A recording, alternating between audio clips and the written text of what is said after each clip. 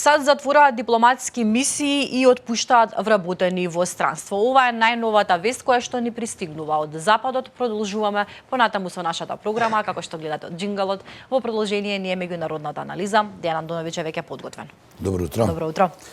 Па кој штеди, тој има по иницијатива на председателот на САД Доналд Трамп, кој знаеме дека е приватно милиардер и неговиот човек задолжен за кратење на буџетските трошоци, Илон Маск, кој исто така е милиардер, сакајќи да ги намала трошоците во американскиот буџет, почнаа да прават серија на кратења во администрацијата на САД, но дојдоа на ред и дипломатските представништва, односно Стејт департментот планира да затвори поголем број на конзулати низ светот, да ја намали дипломатската мисија и дипломатската активност, а со тоа и дипломатската работна сила. Имено се затвараат конзулати кои се однесуваат за прашања на миграции, прашања на човекови права, значи не се затвараат амбасадите, туку се затвараат конзулатите. Некоја проценка е дека 160 дипломати од кариера веќе треба да додат во пензија и од 700 дипломати кои се опфатени, 450 веќе им е најавено дека ќе добијат отказ, што ја намалува, повторно ќе кажам, работната сила во дипломатските мисии, дипломатските представништва и дипломатското влијание во светот. Со намалувањето на овие конзулати, Кина ќе биде прва по број на конзулати, по број на дипломатски представништва во свет. До сега тоа беа Соединетите Американски држави, Франција исто има голем број на дипломатски представништва во светот, но еве Кина ќе биде прва. Веќе почнаа загриженостите да доаѓаат пред се во ЦИА, во Централната разузнавачка агенција, која смета дека намалувањето на дипломатските мисии ќе ја намали незината моќ, значи на оперативците на ЦИА и на позициите во светот, од каде што ќе можат да присобираат информации кои се и такако важни, нели, за глобалните случувања во светот. Повторно ќе кажам, во шега кој штеди тој има, еве Маск и Трамп, бидејќи се милиардери, знаат како се штедат пари и знаат како е со штедење да се има пари, поттаму и оваа негова нивна иницијатива да се намали бројот на конзуларните представништва. Сега тоа веројатно и логично е, веќе почнува да прави загриженост, но и да прави револт кај одреден број на дипломати кои едноставно остануваат без работа. Исто така тоа сега, ова е моје некој слободно размислување, и меѓу двеоштрици, бидејќи знаете кога дипломати вклучени во некои државни дипломатски конзуларни прашања имаат повеќе информации, може да бидат искористени и злоупотребени од другата страна, така оттаму и стравувањето на ЦИА, пред се на ЦИА како наведена страна дека ова е опасен потек на администрацијата на Трамп, може да се врати како бумеранг на цела оваа глобална геостратешка позиција која се случува во моментов со доаѓањето на Трамп на власт, но сега ајде да бидеме реални, сигурно и тие знаат што прават, па ќе видиме како сето тоа ќе се произнесе на лице место на теренот во светската политика. Администрацијата на Трамп има влијание и врз приватниот сектор и врз многу компании влијае со овие одлуки, со тоа што многу странски работници кои што работат за амерички компании, беше најавено дека ќе бидат можеби отпуштени во иднина со цел да работат во американските компании, само американци. Повторно ќе кажам, ова е меч со двеоштрици, бидејќи знаеме од општа култура дека конзуларните представништва, тие канцеларии за врски и сето тоа што го имаат државите, особено Соединетите Американски држави, таму имате и економски разузнавачи, значи за бизнес, имате и секаков тип на разузнавање од воено, реков економско, секако социолошко разузнавање, сето она надворешно политичко разузнавање, сето она каде што може да се присоберат информации, да се става контрола. Еве, например, се затвара конзуларното представништво во Турција, не го знам градот, но знам дека не го запамтив, не е некој познат град, но во тоа конзуларно представништво доаѓаат овие избеглици од Сирија, например. Тука многу пати американските разузнавачи можеле да детектираат дека се тоа терористи кои сакаат да се обидат како мигранти да влезат преку трети земји до Западна Европа или до Соединетите Американски држави, и тука биле навремено најдени, пронајдени, откриени, сузбиени, уапсени и така тоа. Сега со затварањето на овие конзуларни представништва, Сирија земав за пример, има уште се разбира, практично и се оневозможува работата на разузнавачиве американски, кои пак секоја добиена информација на времено успева да ја сузбият било каков обид за некаков тероризам или криминал. Така да малку е проблематично овој потек на администрацијата на Трамп, но веќе видовме дека овој период од кога е тој на власт во Белата куќа многу потези кои се направени за нас обичните луѓе се многу лоши. Нелогични. Мене настрана од овие конзуларни представништва. Министерството за образование ќе го затвори.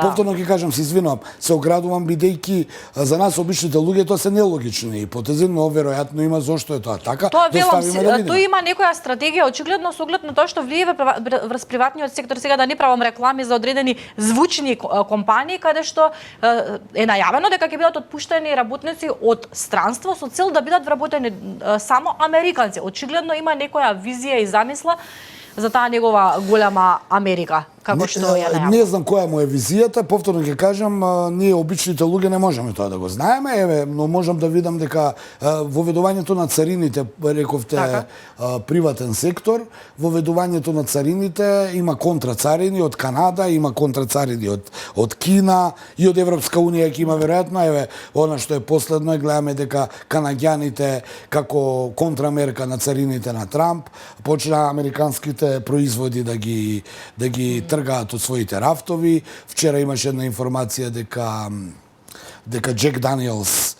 компанијата и нивниот собственик, директор или кој веќе не, излегол со информација дека ова е пострашно од било која царина и ембарго, зборувајќи во бизнис делот, бидејќи сите тие познати американски виски, Джек Даниелс и останатите американски алкохоли кои се продаваат, алкохолни пијалоци кои се продаваат во Канада, од вчера нема веќе да се продаваат, што ќе биде дополнителен удар, како што рековте вие, на приватниот сектор. Значи сите тие одлуки кои ги носи администрацијата на Трамп ќе влијаат врз сите граѓани на Соединетите Американски држави, на целиот тој бизнис сектор.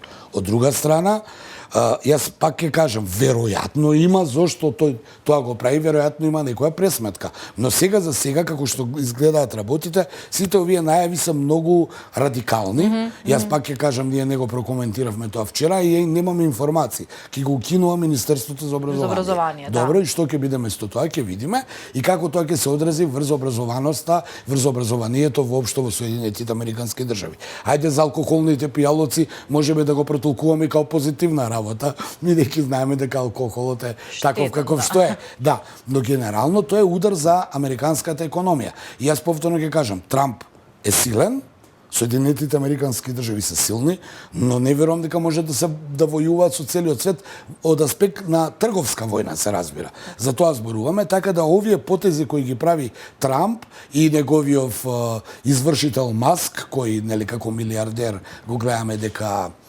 сака да крати, сака да штеди, и затоа и се пошегува кој штеди тој има.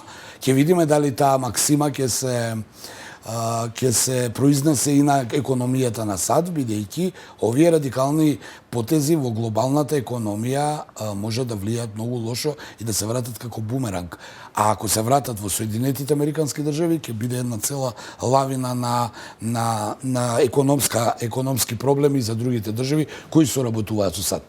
Европските држави ќе се сретнат повторно на 12 овој месец, односно идниот четврток во Париз. Тоа е најавата во однос на прашањето поврзано со Украина. Има ли некакви новости во меѓувреме? Па нема, тоа го најави и самиот претседател на Франција Макрон, кој очигледно се обидува да се наметне како да се наметне во Европа како предводник на Европа, за да се справи Европа со големите суперсили како што се САД, како што се Кина и како што е Индија во најава, бидејќи Европа до сега го имаше тој колективен Запад и сојузништво со САД, па не можеше многу да се замара и да се грижи како ќе настапува во светот. Заедно со САД беа еден блок кој доминираше изминативе децении, особено ние сме современици на тоа време, со падот на